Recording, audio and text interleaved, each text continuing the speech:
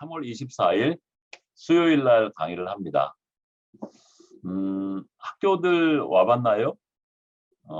학교에는 이제 목련도 피기 시작했고, 다른 꽃들도 피고 그랬어요. 여러분들이 여기 많이 다니고 그러면 좋을 텐데, 그지? 그래도 한번 와서 학교 한번 보면 좋을 것 같아요. 오늘 강의는 너무 교과서 내용만 많이 하다 보니까 조금 지루한 것 같아서 앞부분에는 연구, 그러니까 학습하고 기억에 관련된 실제 이루어진 연구를 잠깐 설명을 하고, 그다음에 잠깐 지금 퀴즈 잠깐 보고, 그리고 나서 3장의 강의다 못한 부분들을 마저 강의를 하려고 해요. 그리고 금요일 날 내일 모레 4장 강의를 할 거예요. 자, 시작을 해볼까요? 화면 공유를 해서 여기에 떠 있네. 화면 공유에 파일이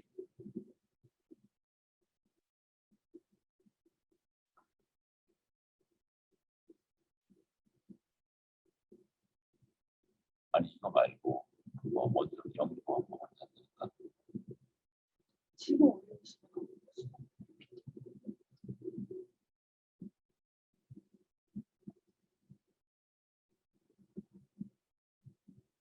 화면 보이게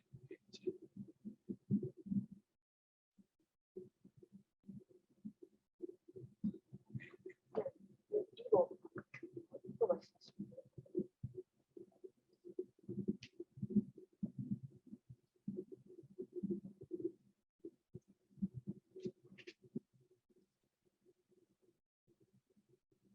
여러분 다 화면 공유 보이나요? 이 학생이 누가 다 보이는 건지 어떤 건지 모르겠네. 어떻게 해야 되지? 조감은 학생 다 잘 보이나요? 화면 공유?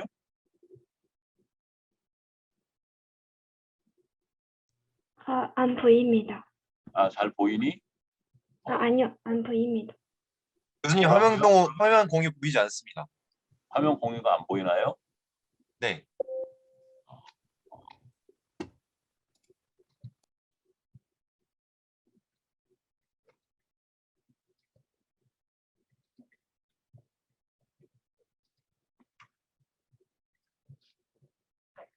보이니?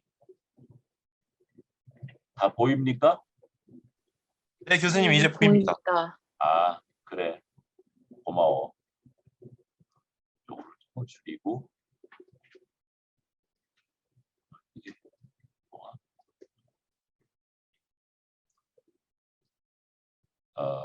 PPT를 어떻게 해야지? 안 잘리고. 좀 작게 해볼까요?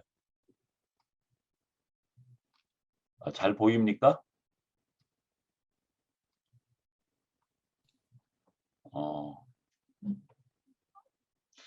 그래, 지금 이거 화면 잘 보이는 거죠?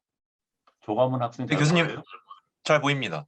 그래요. 그래서 앞부분에 실제 이루어진 좋은 연구 사례를 여러분의 흥미를 돋구기 위해서 조금 설명을 하고, 그 다음에 3장 강의를 할게요.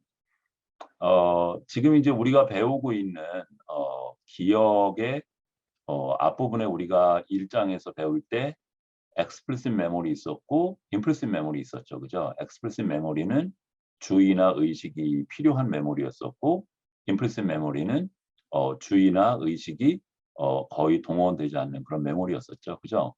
그리고 implicit memory 중에 explicit memory 중에, 그러니까 주의나 의식이 필요한 메모리 중에 대표적인 게 일화 기억이잖아요. 그죠? 그러고 implicit memory, 의식이 많이 안 필요한, 주의가 많이 안 필요한 그쪽 메모리에 제일 대표적인 게 절차 기억, procedural memory잖아요. 그죠? 그래서 이 두 개의 그런 메모리 시스템이 실제 우리가 무엇을 배울 때에 어떻게 서로 역할을 분담해서 작용하는 건지 이런 예를 언어 학습으로 얘기를 하려고 그래요. 그래서 이 논문은 여기 보는 것처럼 필립 햄리카. 잘 이름이 좀 어렵네요. 아마 박사과정 학생이거나 아마 젊은 박사라고 생각이 들고 맨 뒤에 있는 울만이라고 하는 사람이 이 분야의 유명한 분이에요. 그리고 논문 제목은 Child First Language and Adult Second Language are both tied to general purpose learning systems. 이런 제목이에요. 그러니까 Child First Language는 모국어 얘기하는 거거든요. 나도 그렇고 여러분도 그렇고 우리나라 한국어를 태어나서 특별한 교육을 받지 않았는데도 어느 시기가 되면 모국어인 한국어를 잘하잖아요. 그죠? 그런 first language 배우는 거를 얘기를 하는 거고 그다음에 adult second language는 우리들이 영어 배우는 것처럼 외국어를 배우는 그런 상황이에요. 근데 이 제목은 지금 보면 모국어를 배울 때나 아니면 성인이 돼서 외국어를 배울 때 모두 다 에피소딕 메모리와 프로시저럴 메모리를 쓴다. 일반 메모리 시스템을 그대로 쓴다. 이런 거를 이제 보여주는 연구예요. 상당히 이제 도전적인 그런 연구라고 볼 수 있는데 이게 왜 그러냐면 이 모국어 배우는 그 현상이 다른 어떤 인지 능력하고는 구분된 별개의 어떤 거라고 여겨져 왔거든요. 왜 그러냐면 여러분이 한국어 배우는데 그러니까 물론 한국어 뭐 작문이나 뭐 문법이나 뭐 무슨 의문동화 이런 것들 학교에서 이런 거 말고 한국어 말소리를 알아듣고 또 한국어 말을 하고 이런 거를 여러분 영어 배우는 것처럼 배워본 적이 있어요? 없잖아요.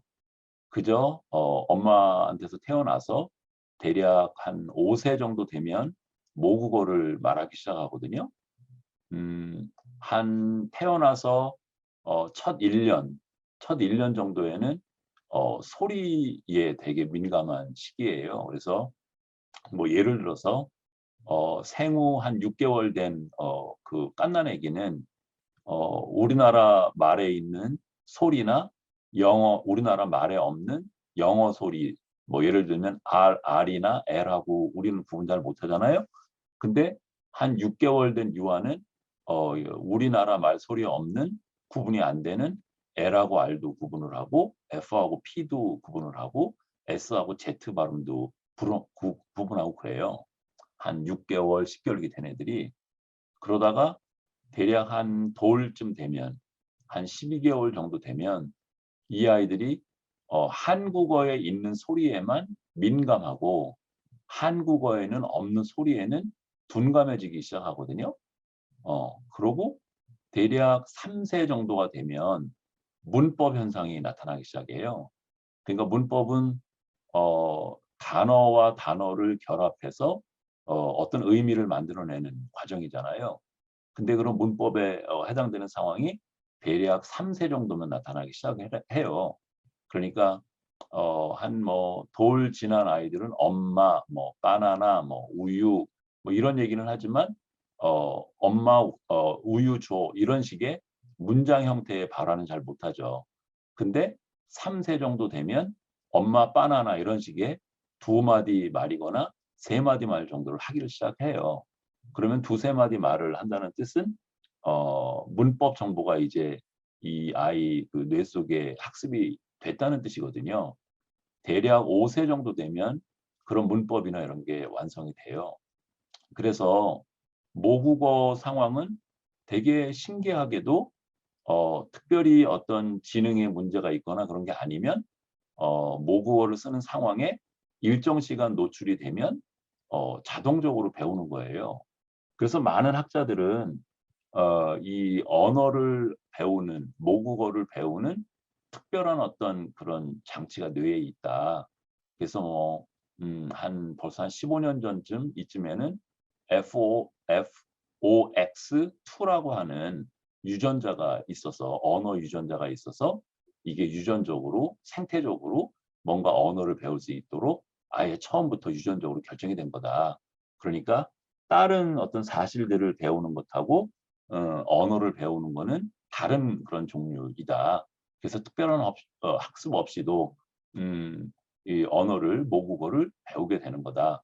뭐 이런 주장도 있고 또 뭐 금세기의 최고의 천재로 불리는 MIT의 촘스키 교수님 같은 경우에는 아주 오래전에 LAD를 얘기를 하셨죠. LAD가 Language Acquisition Device 이런 뜻이에요. LAD 그러니까 language는 여러분 다 알 거고 그 다음에 acquisition device 이거의 준말이에요.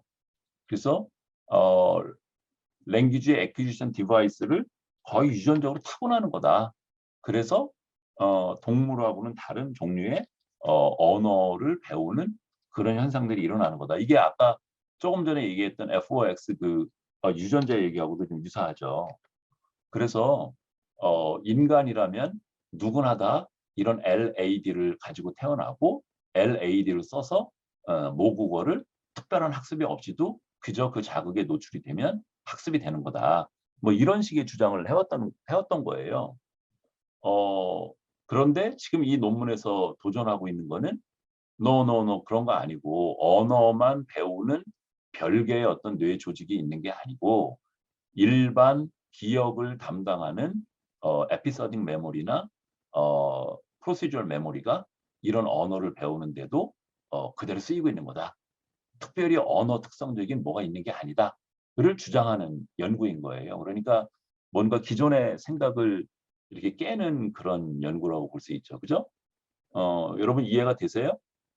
사실 모국어가 이상한 거는 여러 가지가 있어요. 지금 얘기한 것처럼 특별히 공부한 그런 경험이 없는데도 엄마가 갓난아기를 데리고 언어 학습을 이렇게 선생님이 가르치는 거 가르치지 않거든요. 얘야 여기 이거는 이 동사는 뭐 삼형식 동사에서 타동사에서 목적어가 반드시 필요해 이런 걸 가르치지 않아요. 그런데도 아이는 예를 들어서 먹다 그러면 목적어가 필요한 거를 어느 시기가 되면 자동적으로 알게 돼요. 그래서 포멀하게 이런 학습이 없는데도 학습이 일어나는 게 되게 이상하고 신기한 현상인 거죠. 김두현 학생이 교수님 그럼 선언 기억이 일화 기억과 같은 말인가요? 이렇게 물었는데 선언 기억이 더 큰 의미예요. 그러니까 선언 기억에 일화 기억도 있고 의미 기억도 있죠. 그러니까 선언 기억의 일부가 일화 기억이 되는 거죠. 다른 선언 기억은 의미 기억이 있는 거죠. 답이 됐나요, 김대현 학생?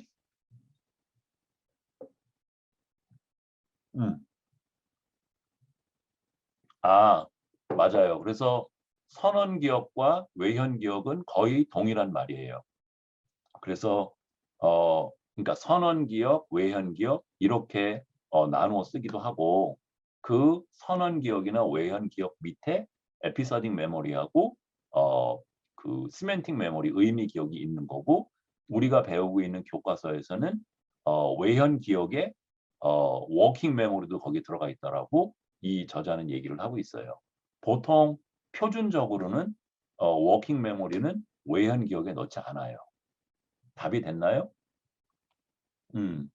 그래서 지금 이 울만 선생님 등이 지금 도전하고 있는 게 그런 기존에 지금 선생님이 배경을 얘기했던 거에 도전장을 지금 낸 거예요. 낸 거고 여러분이 이런 거 많이 보잖아요. 그러니까 뇌출혈이나 뇌졸중 이런 게 와서 기억을 상실한 사람들 이런 분들을 보면 그 사람이 언제 태어났고 누구네 집에 살고 있고 이런 건 모르지만 말은 멀쩡하게 하잖아요. 이런 거 보면 일반 어떤 기억하고 언어 기억하고 분명히 장기 기억에 있는 건 맞는데 뭔가 다르게 돼 있다고 하는 것도 분명하고 그다음에 또 이상한 거는 외국 언어를 배우는 거는 어릴 때일수록 더 잘 배우잖아요. 그죠? 그래서 예를 들어서 뭐 3살 때에 예를 들어서 미국에 이민을 가면 영어를 금방 배우는데 근데 지능이 훨씬 높은 뭐 사춘기나 뭐 성인이 돼서 외국에 가게 되면 잘 못 배우잖아요. 그죠? 성인이 훨씬 더 메모리도 좋고 주의력도 훨씬 높고 지능도 훨씬 더 좋은데 갓난아기보다 더 못 배운단 말이죠. 보통 그러니까 어릴수록 언어를 더 잘 배우거든요. 그러니까 이런 것들이 뭔가 아까 얘기한 것처럼 언어를 특별히 배우게 하는 뇌의 어떤 조직이 유전적으로 뭔가 결정이 된 거다. 이런 주장을 하게 만든 근거가 되거든요. 근데 지금 울만 선생님은 노 그런 게 아니고 보통 우리가 한 5세 정도 되면 이런 외현 기억, 선언 기억, 에피소딕 메모리, 워킹 메모리 이런 게 이제 거의 성인에 가까운 정도로 올라오게 되는데 이런 시스템을 써서 배우는 거다라고 도전장을 지금 낸 거예요.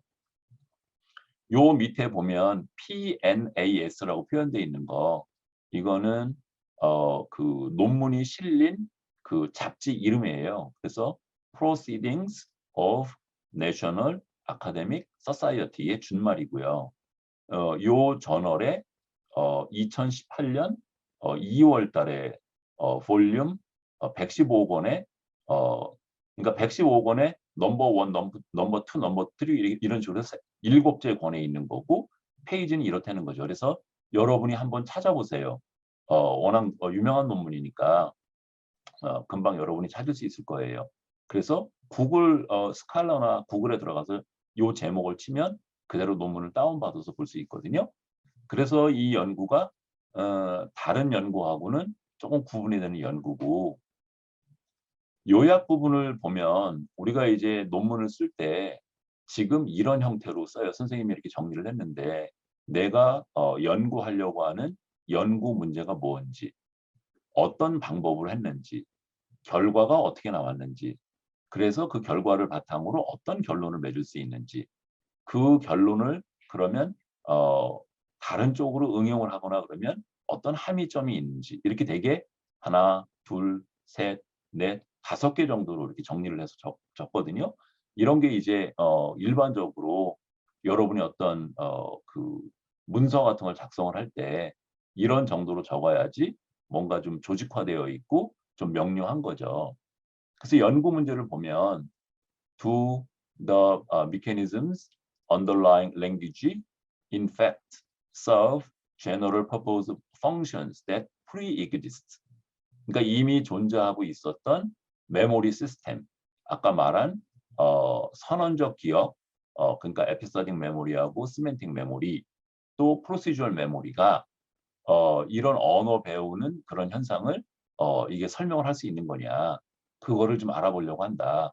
그게 연구 주제가 되는 거고 방법은 어떻게 했냐면 이런 문제를 알아보기 위해서 이분들은 메타 어널리시스라고 하는 방법을 썼어요. 그러니까 이거는 뭐냐면 2018년 기준으로 그때까지 연구된 과학적으로 연구된 논문들을 다 모아서 요약했다는 뜻이에요. 근데 여러분 심리학과 학생들은 다 알 것 같은데 논문들마다 연구 주제가 조금씩 다르고 또 연구에 쓴 실험 디자인이나 피험자 수나 또 실험 태스크나 이런 게 다 달라서 A라고 하는 논문하고 B라고 하는 논문을 직접적으로 비교하기는 되게 어렵거든요. 그렇지 않아요? 그런데 메타 어널리시스 쪽에서는 서로 다른 연구들을 어떤 일정한 기준에 의해서 통합하는 그런 크라이테리온을 만들었어요. 그래서 피험자 수도 다르고 과제도 다르지만 이런 방법을 써서 추론을 하게 되면 A 논문하고 B 논문을 합쳐서 해석할 수 있는 그런 새로 개발된 방법이에요. 그러니까 직접 이거 한 번 실험해 가지고는 아까 말했던 그런 큰 주제를 모두 도전하기 좀 어렵겠죠. 좀 추워서 옷을 입고 하겠습니다.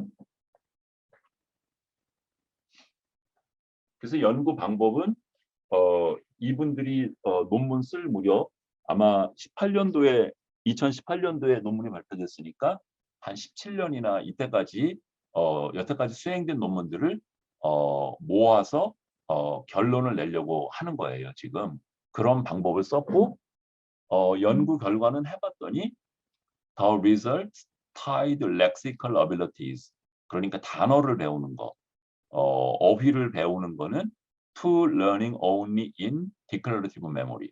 그러니까 어휘를 배우는 것 능력은 선언적 기억하고 관련이 있는 것으로 나타나고 반면에 grammar, 문법을 배우는 거는 both systems both 시스템이니까 선언적 기억 부분하고 암묵 기억의 procedural memory 그 두 개를 얘기를 하는 거죠. 그러니까 선언적 기억 부분하고 procedural memory 모두를 쓰는 것 같고 그래머를 배울 때는 그런 일이 어린아이가 모국어를 배울 때도 적용이 되고 어른이 세컨 랭귀지를 배울 때도 조금 다른 방법으로 적용이 되는 것 같다. 이런 게 이제 1번 결과고 in second language learners 그러니까 우리들처럼 어른이 외국어를 배우는 상황에서는 그래머는 특별히 낮은 수준에 있는 그러니까 영어를 잘 못하는 사람일 때는 선언적 기억하고 관련성이 무지하게 높고 반면에 영어를 굉장히 오랫동안 공부를 해서 잘하는 사람이 되면 프로시저럴 메모리와 관련이 높더라. 이런 결과가 나온 거예요. 그러니까 그쵸? 그래서 the findings yielded large effect sizes and held consistently across languages. 일어하고 한국어 다르고 한국어하고 영어 다르고 독일하고 다르잖아요. 그런 랭귀지 패밀리 모든 연구들에 지금 두 개의 결과가 있었는데 그게 다 적용이 되더라. 그러니까 언어에 따라서 변화가 없고 일반적인 현상이더라. 이제 이런 결과를 얻었고 그래서 결론은 이거는 랭귀지가 특별히 언어를 배우는 그런 유전적으로 결정된 무어가 있어서 언어를 이렇게 배우는 게 아니고 보통 우리가 다른 것들을 배울 때도 쓰는 그런 제너럴 퍼포스 시스템을 쓰고 있는 거다. 어린아이들이 모국어를 배울 때도 그렇고 어른들이 외국어를 배울 때도 그 선언적 기억 부분하고 프로시저럴 메모리를 쓴다라고 결론을 맺은 거고 함의점은 이 사람들 얘기는 이게 언어 획득 그쪽 연구는 기존의 어떤 인지심리학이나 이런 데서도 약간 독특한 영역으로 분리돼 왔거든요. 근데 지금 이런 결과를 보게 되면 일반 인지신경과학이나 인지심리학이나 언어심리학 하는 연구에서도 그 부분을 도전할 수 있겠다. 새로운 어떤 리서치할 수 있는 베이스를 제공하는 의미가 있다. 이렇게 요약에 정리를 했어요. 혹시 여기에 대해서 질문이 있나요?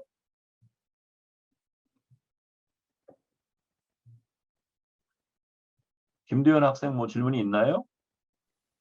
네, 교수님 혹시 그 하나만 질문 드려도 될까요? 그럼. 네, 연구 결과에서 방금 교수님께서 영어를 잘 못하면 선언적 기억과 관련이 있고 영어를 뭐 잘하면 절차 기억과 관련이 있다고 말씀하셨는데 그래머 같은 경우, 그래머, 문법. 문법 같은 경우가 이제 그런 건가요? 그럼 여기 써 이제 있잖아, 그래머. 지금 이 네. 사람들이 모은 결과에서는 네.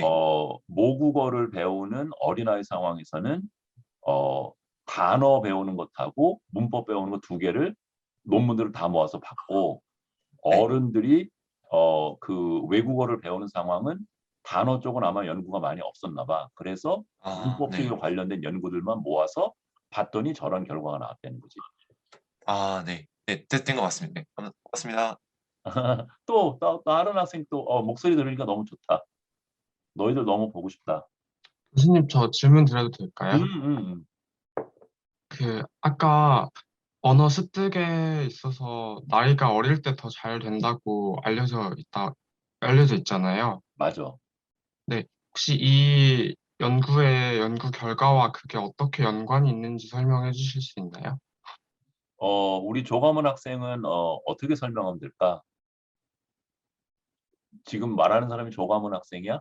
저 심리학부 정상화입니다. 정상화구나. 이름이 안 네. 보여가지고 아, 화면이 안 보이니까 누군지 몰라가지고. 너 생각은 어때? 그러면 어, 아무거나 물어봐도 돼. 괜찮아. 해봐. 그 연구 결과에서 뭐지? 세컨드 랭귀지 러너에서는 그 실력이 좀 낮은 사람의 경우는 외연 기억과 더 연결이 되어 있고, 좀 수준이 높은 사람들은 절차 기억과 연결이 돼 있다라는 걸로 봐서, 가서 어, 나이가 어릴수록 그러면 그 어린 그 언어 학습자는 주로 선언적 기억을 많이 쓸까? 아니면 절차 기억 쪽을 많이 쓸까? 절차 기억을 더 많이 쓸 맞아. 것 같습니다. 맞아. 그러니까 갓난아기 6개월 되고 2살 된 아이가 주의력 같은 것도 아직 발달이 안 됐을 거고 어떤 논리 추론이나 이런 것도 발달이 아직 미약할 거고 그래서 외연적 기억이나 이런 쪽은 지금 내가 말한 어, 주의를 다 끌어들여 가지고 문제 해결을 하고 추론을 하고 뭐를 하고 이런 것들을 해서 기억이 형성되걸랑 선언적 기억은 근데 프로시저럴 메모리는 마치 우리 왜 그 저 파블로프 컨디셔닝 실험에서 음식하고 딸랑딸랑하고 짝지어지는 게 거의 반사행동처럼 연합학습이 일어나잖아요. 그죠? 부지불식간에 그 둘 간의 관계가 있는 걸 알게 되잖아요. 그죠? 그런 종류의 학습이 일어나는데 지금 갓난아 애기들은 주로 지금 그 걔가 컨디셔닝 되는 것 같은 그런 류의 학습으로 지금 이루어지고 있는 거죠. 어, 답이 됐는지 모르겠네. 네, 감사합니다. 또 물어봐. 너희들 목소리 들으니까 너무 좋다. 교수님, 영어 영문학 승유미가 원초입니다. 잠깐만 여기 승유미라고 하는 학생이 질문을 했는데 뇌가 손상되어 일화 기억이 손상된 사람의 경우 언어 능력은 정상인데 이는 방금 설명하신 실험 결과와 상반되는 케이스라고 생각합니다. 혹시 뇌 손상 환자의 언어 능력이 정상인 경우는 모국어에만 해당되는 것이 아닐까 하는 생각이 들어 질문드립니다. 제2외국어가 능숙해져서 절차 기억을 활용하는 경우가 아니라면 이거 채팅도 보여요, 여러분? 여러분 이게 채팅 지금 여기 네, 쓰여 있는 거 여러분 보입니다. 보여? 아, 보여? 그럼 굳이 내가 안 읽어도 되겠다. 그죠? 그러면 1번 거 먼저 답을 해볼까요? 뇌가 손상되어 일화 기억이 손상된 사람의 경우 언어 능력은 정상인데 방금 설명하신 결과 상반되는 게 어떤 면에서 이게 상반되는 거지? 아, 그러니까 지금 울만 선생님이 얘기하는 이 결과하고 일화 기억이 손상되면 당연히 그러니까 일화 기억의 일부로 지금 언어 학습이 일어나니까 거기도 손상이 있어야 되는 거 아니냐 그 얘기죠, 그죠? 어, 그러니까 맞아요. 그런 측면이 있어요. 그러니까 지금 울만 선생님 등의 연구에 어떤 약점 같은 게 지금 얘기한 설명한 그런 결과를 설명을 좀 잘 못하죠, 그죠? 그런 게 이제 지금 상반된 그런 케이스, 이 약점인 거죠, 이 논문에. 그 다음에 두 번째, 뇌 손상 환자의 언어 능력이 정상인 경우는 모국어에만 해당되지 것이 아닐까 하는 생각이 들어서 질문드립니다. 이거는 선택적으로 나타나요. 그래서 되게 웃기는 환자를 내가 예전에 본 경우가 있는데 이분은 굉장히 인텔리예요. 그래서 서울대 공대를 나오고 국내 모기업의 전무이사까지 지낸 아주 굉장한 분이고 뭐 독일에다가 뭐 공장 짓는 것도 하고 또 내가 공부한 텍사스에도 반도체 공장 짓고 막 이런 큰 일을 한 분이에요. 그래서 이분은 영어도 잘하시고 독일어도 잘해요. 그런데 뇌출혈로 뇌를 다친 다음에 이분이 보이는 현상이 어느 날은 한국어 쪽을 멀쩡하게 잘해요. 근데 평소에 하던 영어나 독일어는 잘 못해요. 근데 다음 날이나 일주일 뒤에 보면 역전돼 있어요. 한국어 말을 못하고 독일어나 영어는 또 잘해요. 그러니까 이게 되게 이상하잖아요. 그죠? 그러니까 왔다 갔다 하는 거예요. 그래서 이제 선생님과 추론하는 게 언어를 셀렉트하는 그런 뇌가 지금 문제가 생긴 것 같아요. 그러니까 지금 이 상황에서는 미국 사람이랑 내가 대화를 하고 있는 거니까 한국어 쓰면 안 되고 영어만 써야 되는 그렇게 선택하는 뇌 이게 전전두엽이 그런 역할을 하거든요. 근데 지금 이 내가 말한 그 환자의 케이스는 그 전전두엽에 손상이 있어서 언어 셀렉트하는 게 잘 안 되고 있는 것 같아요. 그래서 지금 요 질문에 대해서는 어떤 한 가지로 답을 하기는 좀 어렵고 외국어도 영향을 받을 수 있어요. 그렇고 그다음에 세 번째 질문은 제2 외국어 제1 외국어죠. 그죠? 그러니까 L2죠. 그냥 언어 우리가 아는 것 중에 선생님은 2개밖에 못 하는데 한국어하고 영어밖에 못 하는데 그 외국어 절차 기억을 활용하는 경우가 아니라면 뇌 아니라면 뇌 손상 환자의 맞아요. 이렇게 돼요. 그러니까 아까 선언적 기억 쪽에 낮은 사람은 더 의존한다 그랬잖아요. 그죠? 그 사람 당연히 그러면 엠네시아 쪽으로 가면 당연히 외국어 쪽에도 문제가 생기죠. 맞아요. 좋은 질문이었어요. 또 아까 우리 학생 뭐 질문하던 거 있었는데 뭐였죠? 우리 남학생 뭐 질문 뭐 하려고 그랬잖아요. 그죠?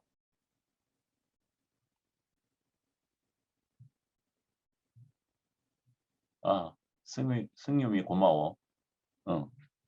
그 저기 뭐지? 남학생 왜 질문하려고 했었잖아. 아, 네, 제가 질문하려고 했습니다. 어, 선생님. 네, 누구야? 영어 영문학과 최지훈입니다. 음, 음, 네. 아, 저는 다름이 아니고 메타 아날리시스 방법이 좀 이해가 잘 안 돼서 음, 네, 이게 연구가 교수님께서 설명하시기를 논문을 모아서 요약했다고 하셨는데 직접적 비교를 할 수가 없는데 어떻게 합의점을 찾는지 음. 연구 방법에 대해서 의문이 생겼습니다. 그러니까 예를 들어서 만일에 연령에 따라서 차이가 있는지를 보려고 하는데 A라고 하는 논문은 봤더니 예를 들어서 5세부터 10세까지밖에 안 쓴 거야. 그러면은 뭐 20세 사람이 그 실험에 참여했을 때 어떤 결과가 나올지를 예측을 해내야 되잖아. 그치? 그래서 그러면은 5살에서 10살까지 그 피험자들이 보인 행동 반응을 어떤 함수로 만들고 그러면 그 함수를 만들고 나면 함수에 20살을 넣게 되면 그 함수로 예언되는 20살 사람의 행동 결과가 예측이 되잖아. 그지? 그런 네. 식으로 만드는 거야. 메타어널리시스를. 방법이 무지 많지만 하나의 예를 든 거야.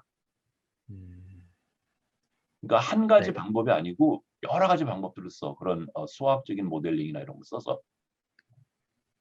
네, 알겠습니다. 좀 찾아서 공부해 보면 되게 유용한 도구야.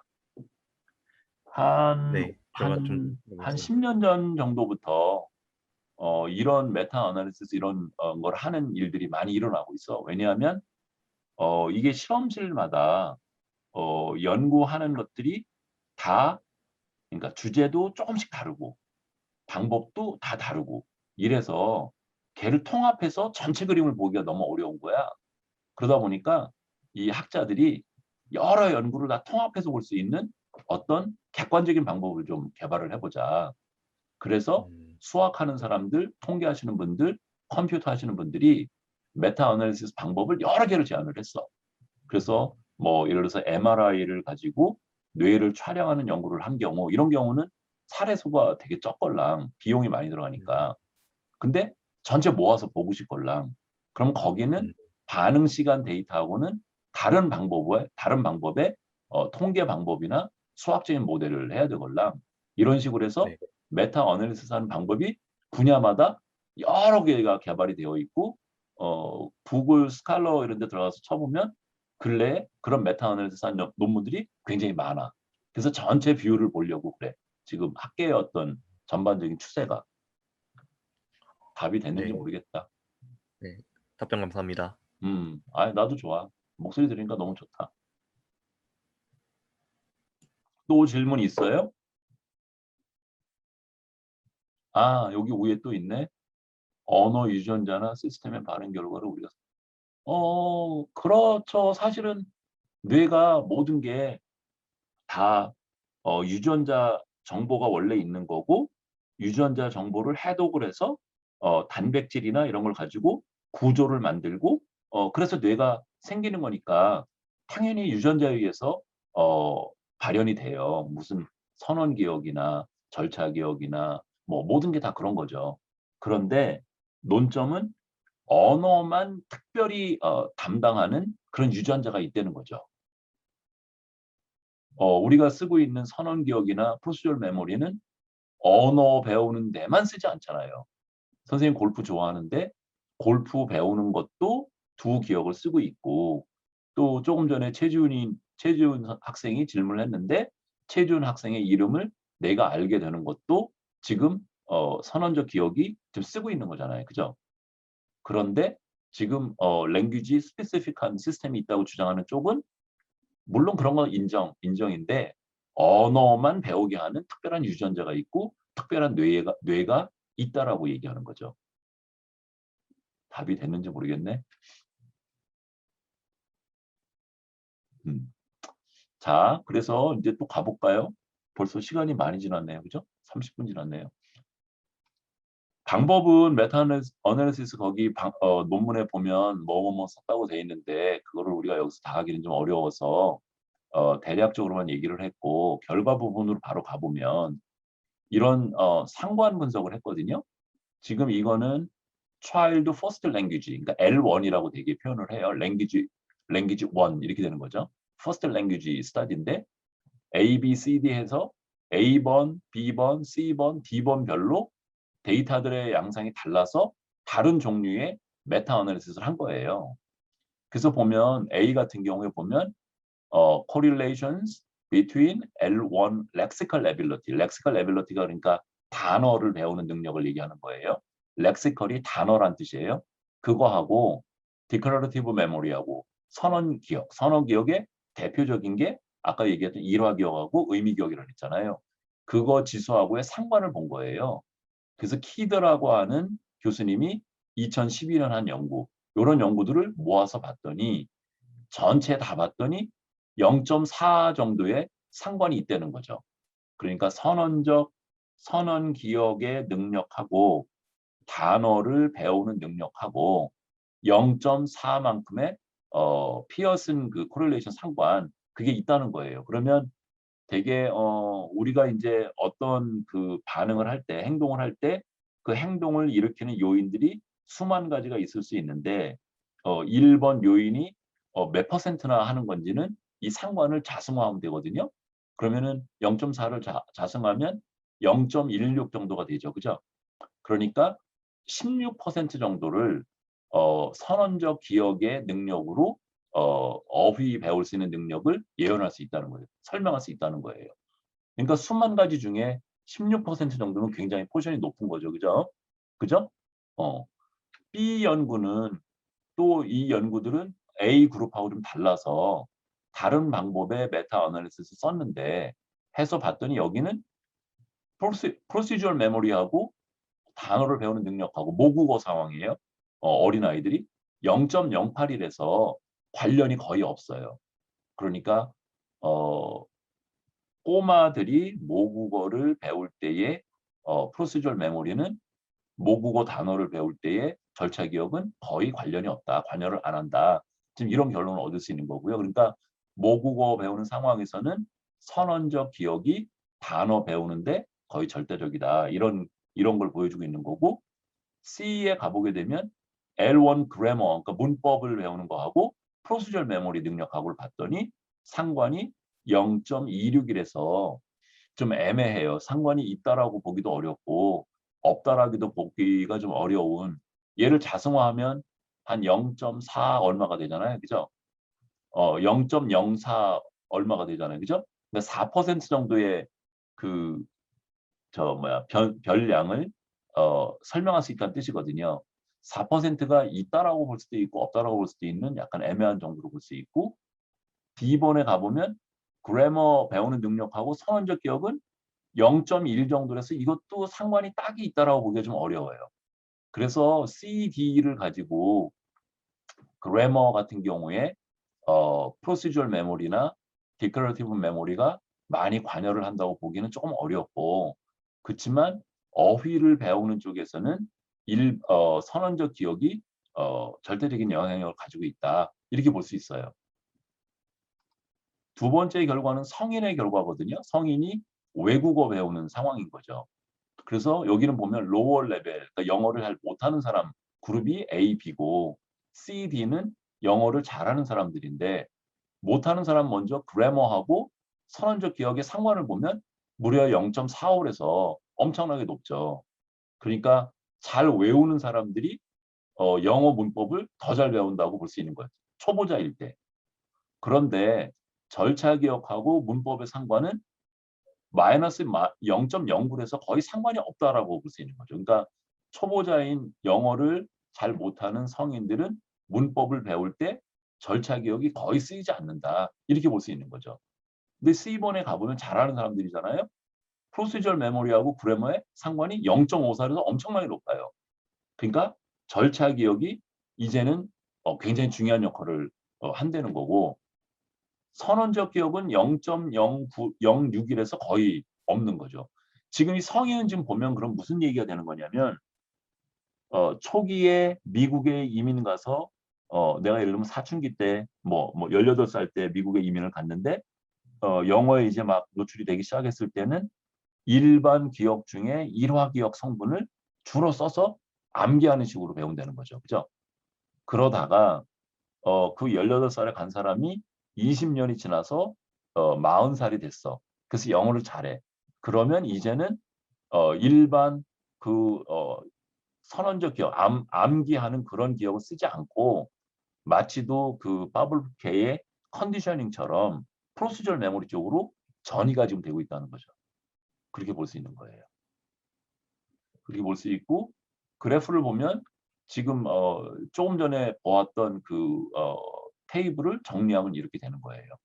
그러니까 차일드가 L1의 단어를 배울 때에 선언적 기억, 그러니까 일화 기억 성분인 거죠. 거기하고는 상관이 굉장히 높고, 절차 기억하고는 상관이 거의 없고, 그래머를, 모국어의 그래머를 배울 때는 두 기억의 상관이 진짜 있다라고 보기 좀 어려운 정도로 작용을 한다.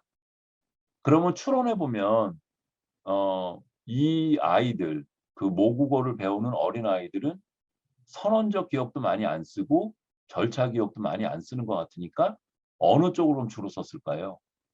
이 프로시저럴 메모리는 주로 스킬 메모리거든요. 그러니까 피아노 건반, 예를 들면 5개 건반이 있으면 뭐 베토벤의 소나타 몇 번을 칠 때 1번 건반, 2번 건반, 3번, 4번, 5번을 순차적으로 눌러야 되잖아요. 그죠?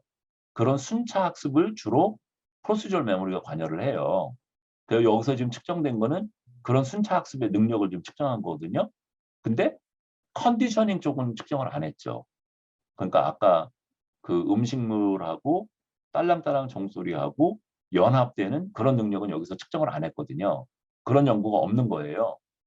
아마도 어린 아이들이 모국어의 그래머를 배우는 거는 아마도 내 생각에 컨디셔닝 같은 방법을 썼을 것 같아요. 무의식 수준에서 거의 두 사건 간의 연합이 나도 모르게 생기는 그런 식이 됐을 것 같아요. 걔가 뭐 생각하고서 음식하고 딸랑딸랑 소리를 했겠어요? 그게 아니고 배고프니까 걔 의식 없이도 된 거예요. 근데 성인 같은 경우에는 그래머를 배우는데 낮은 수준에 있는 사람들은 선언 기억이 이렇게 영향력이 크고 프로시저럴 메모리는 거의 뭐 없다시피 하고, 근데 잘하는 수준으로 가게 되면 역전되는 거를 볼 수가 있는 그런 거예요. 그래서 지금 이 연구는 되게 그 학계에 굉장히 어떤 그 신선한 면도 있고 또 어찌 보면 굉장히 대담한 도전이라고도 볼 수 있는 거죠. 기존의 그 촘스키 이야 그 아성 같은 그 언어만을 배우도록 관장하는 유전자와 뇌가 있다라고 하는 그쪽 주장에, 전통적인 주장에 대해서 도전장을 낸 그런 연구라고 볼 수 있어요. 혹시 질문이 있나요?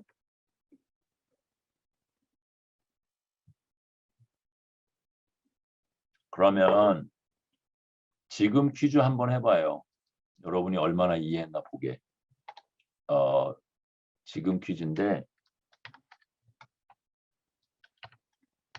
그래서 선생님도 조금 쉬고 여러분 요거 하는 동안 한 10분 정도 잠깐 쉬고 그러고서 두 번째 세션을 해보는데, 뭐냐면 방금 설명한 연구, 나는 이게 독수리 타법이에요. 독수리 타법을 해도 교수 같아요. 그죠? 새로운 점과 약점을 설명해봐라, 이 연구에.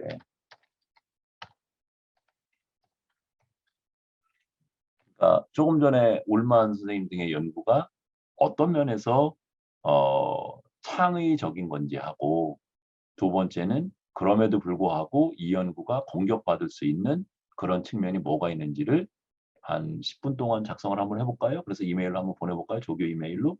지금이 11시 15분이거든요. 그럼 대략 한 25분 정도까지 해보는 거겠네요. 그죠? 김동규 학생 괜찮아요? 해볼까요? 그리고서 한번 질문 한번 또 해보면 네. 좋을 것 같아요. 그래요. 시작. 지금부터 25분까지. 나는 잠깐만 쉬고서 올게요.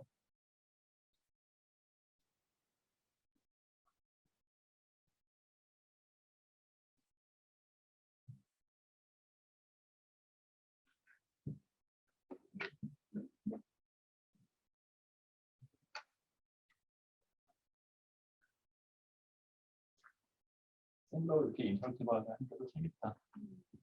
성적도 보고 그러는 거거든. 여기 무슨 일이 있었나?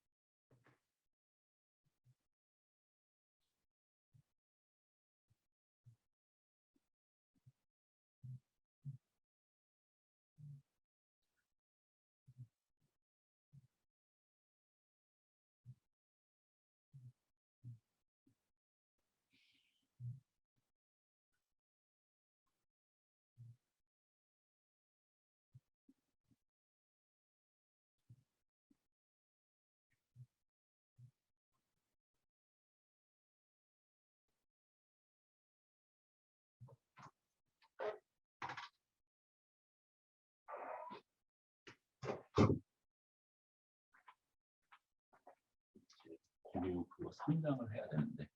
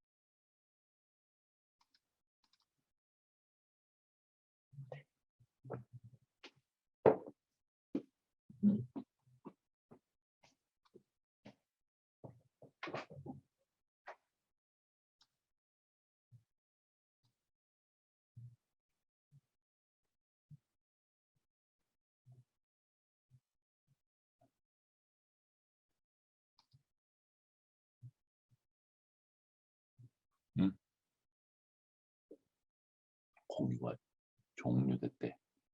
다시 뭐가 내가 잘못 눌렀죠. 다시 하면 다시 공유해.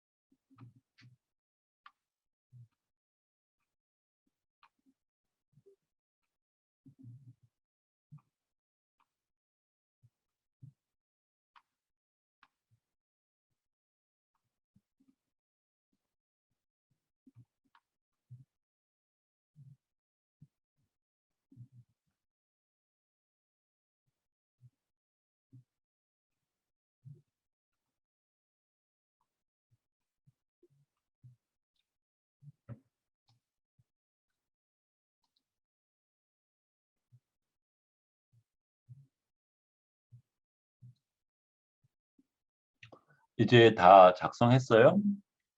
자, 보내세요.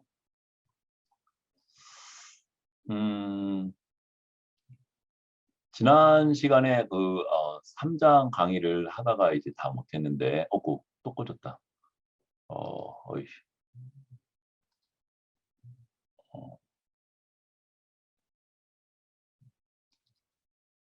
딱 건데.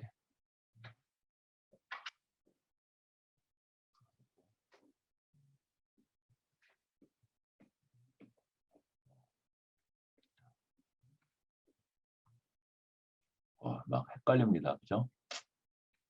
네, 아까 여러분들이 이제 여러분들이 질문 목소리 하니까 이렇게 약간 울컥하네요. 그죠? 교수님, 정상화 교수님 질문이 있습니다. 성인기의 학습 수준이 높을수록 문법 학습 절차 기억을 더 많이 되는데 그렇다면 낮은 학습 수준을 가진 외국 학습자가 절차 기억을 활용해 왜곡을 할 수 있다면 그렇지. 잘 질문했어. 지금 이게 정상화 학생이 지금 물은 거 이게 지금 화두예요. 선생님도 최고의 관심사고 그러니까 어떻게 하면 그러면 선언적 기억에 있던 그런 정보를 절차 기억이나 컨디셔닝이나 반복 점화 쪽으로 암묵 기억 쪽으로 넘길 수 있는 거냐. 어떻게 하면 할 수 있는 거냐. 한 가지는 연습의 숫자예요. 그러니까 몇 번을 공부했는지, 몇 번을 반복했는지. 그러니까 우리 앞에서 왜 헤비한 룰 배웠었죠. 그런 게 만고 진리 같은 거거든요. 그러니까 학습을 몇 번 했는지가 선언적 기억에서 암묵 기억으로, 그러니까 일종의 습관화되는 거예요. 습관화돼서 나도 모르게 그렇게 되도록 하는 게 제일로 중요한데 그러면 반복을 하는 게 맞는데 반복에도 그러면 어떤 방법이 더 있겠냐. 에릭슨이라고 하는 그 대학자 선생님은 elaborative practice. 그러니까 어디다 적으면 되냐면 나도 여기다 적으면 된다. 그죠? 나 진화하고 있어요. elaborative practice가 중요하다는 거예요. 그러니까 아까 선생님이 골프 좋아한다 그랬는데 골프 스윙하는 연습을 하면 그저 아무 생각 없이 휘두르는 게 효과가 별로 없고 그때마다 공유가 안 되나요? 여러분 공유가 안 되고 있나요?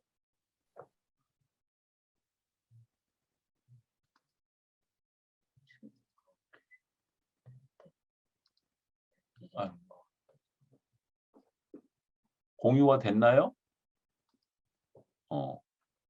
그래서 에릭슨 선생님의 그 말에 따르면 elaborative practice를 해야지 선언 기억에 있던 정보가 procedural memory나 컨디셔닝이나 반복 점화 쪽, 암묵 기억 쪽으로 잘 넘어간다고 얘기를 하고 있고 또 어떤 그 연구 결과들은 파트 콜식으로 하라고 그러거든요. 그러니까 반복하는 건 맞는데 처음에는 어떤 부분에 해당되는 것들을 공부를 하고 연습을 하고 그런 다음에 부분을 전체 속에 끼워서 같이 해본다는 거죠. 그러니까 예를 들어서 만일에 골프 예를 들어보면 백스윙이 잘 안 되면 백스윙만 주로 몇 번 연습을 해보고 그래서 뭔가 감이 생기면 백스윙을 전체 휘두르는 거로 연결해서 해보는 거. 그러니까 파트홀식으로 가보는 게 더 좋다고 또 얘기를 하거든요. 그래서 언어 학습 쪽에서도 영어 얼마나 어려워요, 배우기가. 정말 어려운데 여기서도 프랙티스 하는 건 맞는데 어떤 종류의 프랙티스를 해야지 선언적 기억에 있던 것이 절차 기억이나 이런 암묵 기억으로 빨리 전이가 될 수 있는지 이런 게 화두예요. 화두고 그런 방법을 찾아내야 돼요. 근데 이게 어려움이 이런 연구를 하는데 어려움이 여러 가지가 있는데 그중에 하나가 그렇게 하려면 longitudinal study를 해야 돼요. 그러니까 한 사람이 매일 2시간씩 뭐 예를 들어서 한 달, 6개월, 1년 이런 식으로 해야 되거든요. 근데 뭐 한 명 한 거 가지고 또 어떤 결론을 짓기는 어렵잖아요. 그러니까 30명이나 50명이나 이렇게 해야 될 텐데 예를 들어서 30명이 매일 해서 예를 들어서 6개월을 만일에 하려고 그러면 그게 현실적으로 가능하겠냐 그게. 영어 그 문법이나 이런 거는 6개월 가지고도 안 돼요. 그죠? 우리 다 경험을 아는 것처럼 몇 년을 해야 되거든요. 근데 몇 년을 해야 되는데 그게 롱기튜드널하게 되겠냐? 그게 현실적으로 가능하겠냐? 그래서 그런 연구가 전 세계적으로 하나도 없는 거예요. 그러니까 난이도가 되게 높은 거죠. 선생님이 한 5년 전쯤에 인터넷으로 포털을 개발을 해서 포털을 가지고 그렇게 하는 거를 6주 하는 거를 시도를 해본 적이 있어요. 근데 실험실에 와서 하는 거는 불가능해요. 왜냐하면 동시에 30명이 2시간을 여기 고대 우리 심리학부에 와서 실험실에서 그걸 어떻게 하겠어요. 매일 그거를. 그러니까 실험실에서 하는 건 불가능하고 그래서 포털을 가지고 실험하는 걸 만들어서 해봤는데 6주 가지고는 언어 학습에 부족한 것 같아요. 일부 어휘하고 문법하고 또 영어에 플러스어디 있잖아요. 인토네이션 같은 거, 말의 높낮이 같은 거. 영어는 왜 인토네이션이 되게 중요하잖아요. 그죠? 우리 국어는 좀 그런 게 덜한데 우리가 약점 중에 하나가 그런 인토네이션 이런 정보를 잘 못 쓰는 거거든요. 그래서 6주 정도를 해봤는데 어휘 같은 경우에는 되는데 문법 쪽하고 운율 쪽, 그러니까 인토네이션 쪽은 잘 안 되더라고요. 그래서 아마도 6주가 아니라 아마 뭐 6개월이나 몇 년 단위로 해야 될 것 같아요. 그래서 요번에 이제 사실 연구 제안서를 내놓긴 했는데 국내 어떤 학원들하고 연계가 돼서 대략 전국에 250개 학원이 있고 그 학원에 대략 수강생들이 한 2만 명 된대요. 그래서 하루에 40분씩 와서 영어 공부를 하는데 거기랑 어떤 계약을 지금 시도하고 있는데 그러면 하루에 40분밖에 안 되지만 몇 년 단위로 이런 걸 한번 조사를 해볼 수 있을 것 같아요.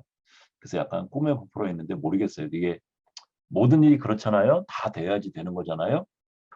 그래서 아무튼 조금 전에 정상화 학생이 질문 너무 잘해줬고 그게 지금 잘 전체 인류가 풀지 못하는 문제 중에 하나예요. 3장 지난 시간 답이 됐는지 모르겠네요. 그러니까 3장을 지난 시간에 하다가 다 못했었는데 정리를 좀 해보면 이제 남은 시간이 대략 10분 정도 남았는데 다 할 수 있을지 모르겠네요. 부지런히 해볼게요. 일화 기억을 만드는 거, 그러니까 선원 기억 중에 일화 기억을 만드는데 관여하는 뇌의 영역이 배외측 전전두엽, 그러니까 오른쪽 뇌와 왼쪽 뇌의 전전두엽이 굉장히 중요한 역할을 하고 컨트롤러 역할을 하거든요. 주로 정보를 셀렉터하고 모니터링하는 작업을 주로 여기가 하고요. 그 다음에 두정엽 쪽. 두정엽 쪽에서도 여기 지금 보면 이거는 지금 오른쪽에 보이는 오른쪽 뇌의 속을 보여주고 있고 왼쪽에 보이는 건 왼쪽 뇌의 측면을 보여주고 있거든요. 근데 그 속에 보면 이게 뭐라고 되어 있냐면 posterior cingulate라고 되어 있죠. 그죠? 이 cingulate gyrus가 그 주의를 관장하는 데거든요. attention. 그래서 여기서 말하는 두정엽이라고 하는 게 지금 이 싱귤레이트 자이러스 쪽을 얘기를 하는 거예요. 그러니까 이쪽은 주의를 관장을 하고 그래서 정보를 배워야 되는 어떤 정보를 일부 홀딩하고 있는 역할을 하고 있는 거예요. 여기가 원래 두정엽이 왜 연합령이라고 알려져 있잖아요. 그러니까 시각 쪽에서 본 정보, 들은 정보, 내가 감정으로 느꼈던 정보 이런 정보들을 모두 모아서 통합을 하는 역할을 하는 대로 알려져 있잖아요. 그러니까 당연히 여기는 저장도 하겠죠. 그리고 그거 하려고 그러면 주의가 거기에 다 쏠려 있어야 되고 그래서 이 하측 두정엽도 기억을 만들어내는 데에 굉장히 핵심적인 역할을 하는 데고 그 다음에 뇌 안쪽에 역시 미드 템포럴 로브라고 그러는데 이거 여기에 해마도 포함이 되어 있는 거죠. 그러니까 미드 템포럴 로브에는 히포캠퍼스도 있고 패러 히포캠펄 커텍스도 있는 거죠. 그러니까 미드 템포럴 로브가 더 큰 단위인 거죠. 그 속에 이 밑에 밑에 깔려 있어요. 여기는 주로 응고화를 만들어내는 그런 기관이에요. 우리 앞에서 응고화 얘기했었잖아요, 그죠? 그래서 전전두, 그러니까 양뇌에 있는 전전두 피질은 컨트롤하는 역할을 주로 하고 두정 피질은 주로 정보를 잡고 있고 주의를 관장하는 영역이고 내측 측두엽은 응고화하는 작업을 주로 하는 뇌로 볼 수 있어요. 그 다음 슬라이드를 보면 여기 지금 그림이 해마하고 그 인근 영역들을 보여주고 있는데 해마, 해마 곁이랑 주변 우피들 이 세 개가 중요한 역할을 해요. 응고하는데 그 해마 곁이랑은 상황 정보를 다루고 있어요. 그러니까 환경 정보 처리, 장소, 물체의 색, 사건이 일어난 순서 이런 것들 상황 정보, 그러니까 기억의 원천에 해당되는 거죠. 그죠? 그런 정보를 해마 곁이랑이 처리를 하고 있고 주변우 피질은 내용 정보. 그러니까 밥을 먹었는지 대화를 했는지 대화에서 기억 심리학 시험 얘기를 했는지 이런 내용 정보를 처리를 하는 거예요. 여기는. 그리고 해마는 묶는 작업을 해요. 두 개를. 에피소딕 메모리는 상황 정보 플러스 내용 정보잖아요. 그죠? 그거를 묶어서 에피소드를 만드는 그런 작업을 해마가 하고 있고 또 중요한 역할은 이 해마는 그거를 만든 다음에 관련된 카텍스 영역들하고 연결하는 작업을 하는 거예요. 예를 들면 그 에피소딕 메모리 중에 시각적인 성분이 있으면 시각 피지라고 연결을 해야 되고 소리하고 관련된 부분이 있으면 청각 피지라고 연결을 해야 되고 의미하고 관련된 거는 의미를 관장하는 영역하고 연결을 해야 되겠죠. 그러니까 해마는 그런 응고와의 핵심적인 역할을 하고 있는 거고 그래서 해마가 갖고 있는 거는 에피소드 자체에 대해서 갖고 있는 게 아니고 에피소드의 인덱스 같은 걸 가지고 있는 거죠. 인덱스 같은 게 있어서 그 에피소드의 심상 정보를 떠올리려면 시각 영역 여기를 활성화시켜야 돼. 소리하고 관련된 거는 청각 피지를 해야 돼. 이런 역할을 해마가 하고 있는 거예요. 그래서 해마가 만일에 손상을 입으면 당연히 응고화 쪽이 안 되고 그럴 테니까 새로 경험한 내용들을 기억을 못하는 기억 상실증이 되겠죠. 이제 그런 거고요. 일부 논쟁이 스콰이어라고 하는 교수님이 이제 UC 샌디에고에 계시다가 하버드로 가셨는데 워낙 유명한 분인데 이분은 해마가 특별히 어떤 상황 정보 이런 데는 굉장히 민감한데 뭐 그 내용 정보에는 별로 그러니까 의미 기억 성분이 많은 거죠. 내용 정보니까. 그런 거에는 관여를 안 한다고 하는 게 일반적인 생각인데 스콰이어 선생님은 no. 그 항목 기억 쪽도 거기 해마가 관장을 해. 그런데 그 내용 정보는 너무 친숙하고 잘 알기 때문에 해마가 적게 관여할 뿐이야. 뇌 활동이 그러거든요. 잘 모르는 처음 경험하는 일을 경험할 때는 관련된 뇌가 엄청 많이 활동을 하는데 여러 번 반복해가지고 잘하게 되면 그 활동이 줄어들거든요. 지금 내용 정보에 대해서 해마가 안 나오는 이유는 내용 정보가 워낙 여러 번 보고 잘 아는 거기 때문에 해마가 활성화가 잘 안 됐을 뿐이야. 이렇게 주장을 하는 거예요. 반면에 이제 전통적인 쪽은 그 내용 정보나 이런 것들을 해마가 별로 관여를 안 하고 상황 정보 쪽만 주로 관여를 해요. 라고 하는 게 스탠다드 띠오리고 그런 논쟁이 있는데 결론적으로 보면 여기 옆에 본 것처럼 이렇게 해마가 역할을 하는 것 같아요.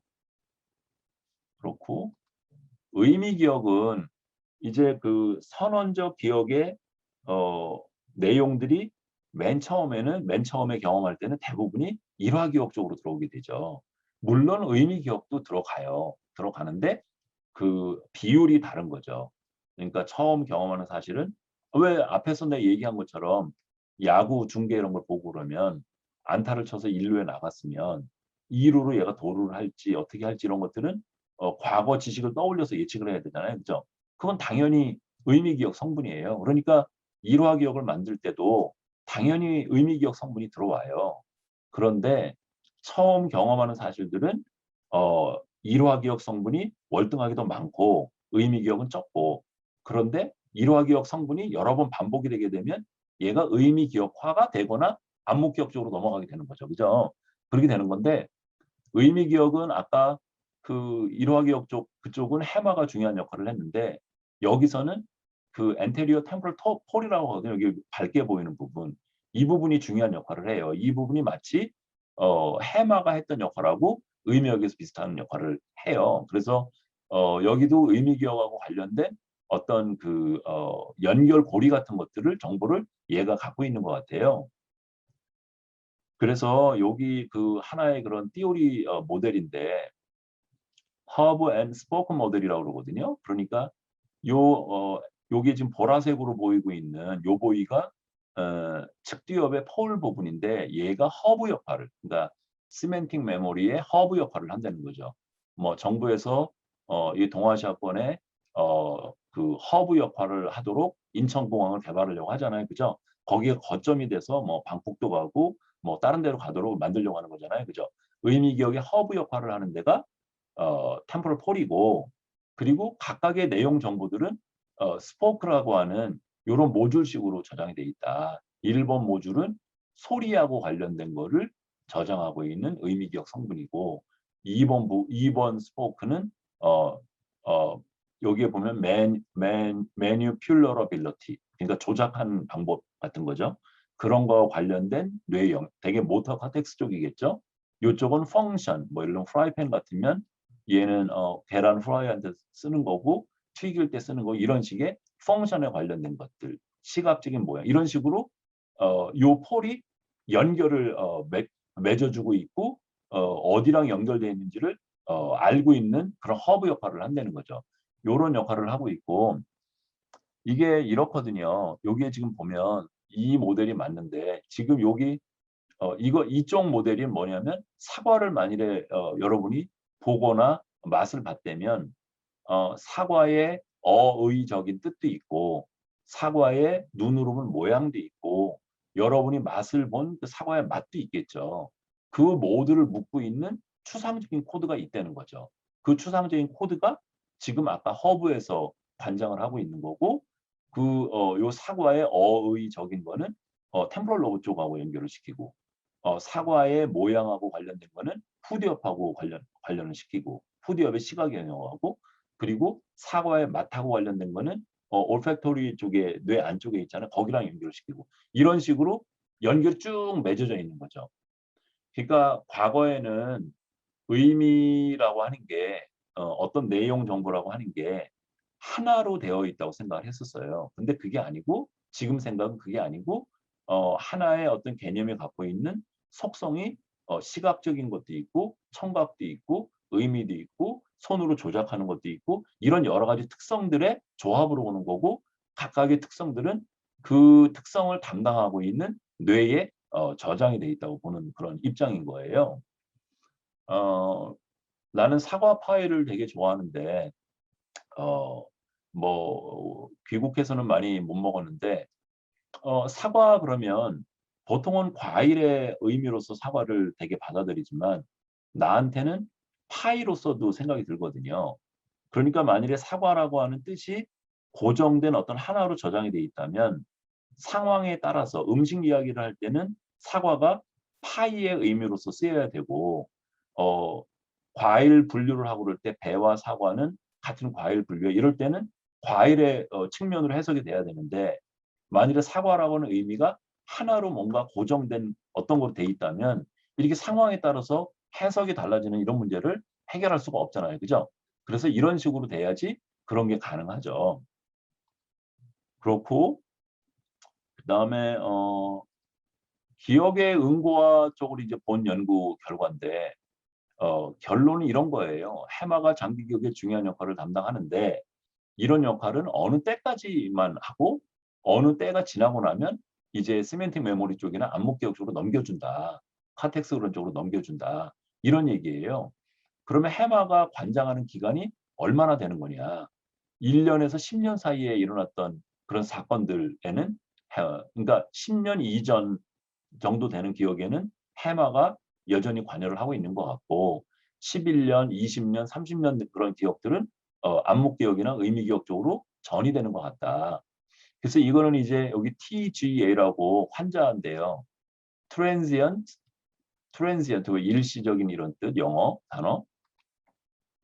그다음에 G는 글로벌, A는 amnesia.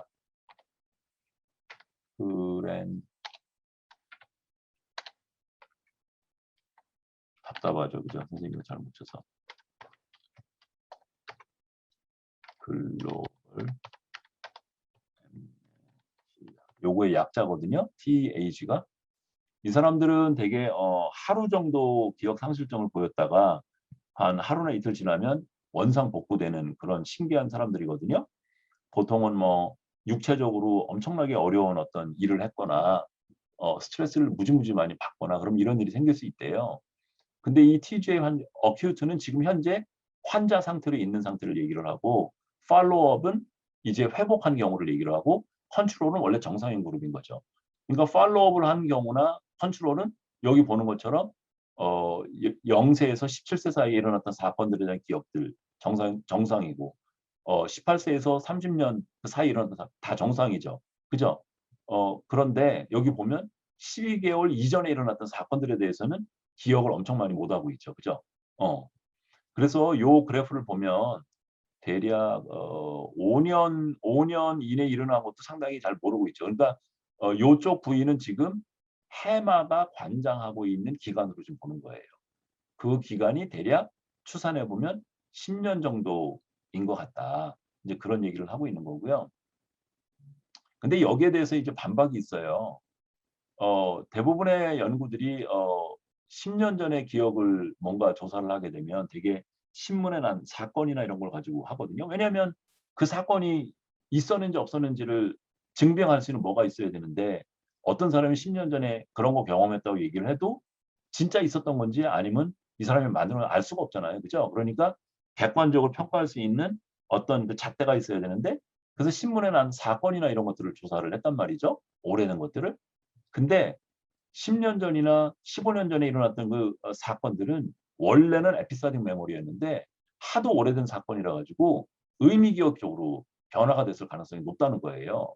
그러니까 10년 전이나 20년 전에 일어났던 사건들은 해마가 관장 안 하는 것처럼 결과가 나오는데 그 이유는 의미기억 쪽에 된 거를 검사하기 때문에 그런 거다. 이런 반론이 있을 수 있잖아요. 그죠?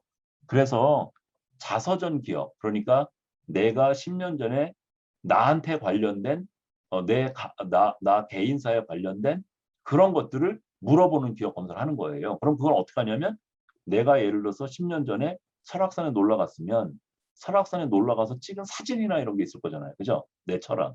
그 사진에 근거한 내용을 물어보면 되겠죠. 그런 식으로 자전적 기억을 가지고 해서 봤더니 10년 정도를 기점으로 해서 10년 이후 뭐 이런 것들은 해마 관여를 많이 안 하고 그 이전 거는 해마가 여전히 관여하는 것 같고 여기 마스코비치라고 하는 교수님이 유명한 분인데 환자 대상으로 봤더니 10년보다 30년 전 이런 것도 그러더라. 근데 이 결과는 해마만 다치는 게 아니고 다른 뇌도 다쳤거든요. 그래서 믿기가 좀 어렵고 그래서 스콰이어 선생님 아까 유명한 분 하버드에 계신 분 이분이 MRI 가지고 이렇게 자전적 기억 가지고 검사를 해봤더니 30년 전 이내에 일어났던 뉴스에 대한 인출, 그러니까 기억하게 한 거죠. 3년 전의 사건에는 해마가 많이 활동을 했고 6년 전은 조금 감소했고 9년 넘으니까 해마 활동이 거의 없더라. 그래서 대략 한 어떤 사건을 경험을 하게 되면 한 10년 정도까지는 응고와의 해마가 여전히 관여를 하고 10년이 넘고 20년이 되고 나면 카텍스 내에서 자기들끼리 응고가 일어나는 거. 왜 지난 시간에 선생님이 이거 보여줬었죠.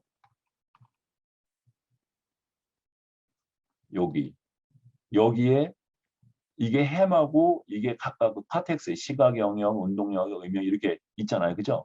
그러니까 해마하고 이렇게 연결고리들이 있는데 이거는 되게 10년 이전에 되게 일어나는 그런 응고화 과정인 것 같고 10년 이상 되고 뭐 30년 되고 이런 것들은 그 시각 영역, 청각 영역, 의명 얘들끼리의 연결에 응고화 쪽으로 넘어간다는 거죠.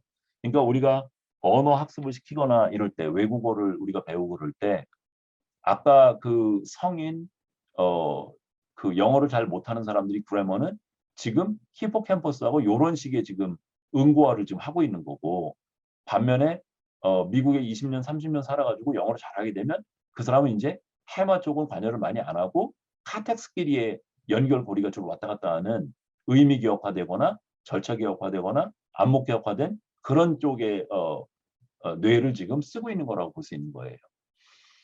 오늘 강의는 여기까지 할까요? 그러고 금요일 날 3장 이어서 마저 해야 되겠네요. 그래도 아까 여러분들이 질문해 주셔서 너무 좋았고 또 여러분 목소리 들으니까 좀 마음이 짠했어요. 그죠? 여러분 너무 보고 싶어요. 금요일 날 봐요.